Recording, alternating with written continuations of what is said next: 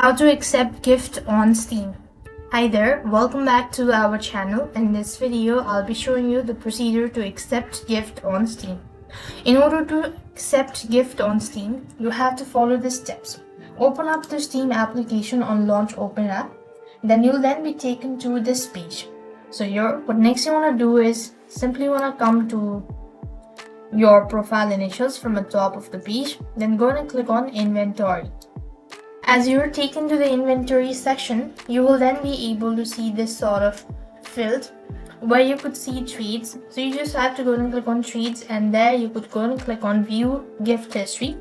Click that out, and if you have any sort of available gift, then you could go ahead and simply accept it by tapping the accept button and then following the on-screen prompt. And that is the simplest way you could go ahead and accept gift on Steam. So I hope the video was helpful. Make sure to like, share and subscribe. Thank you for watching. See you in our next video.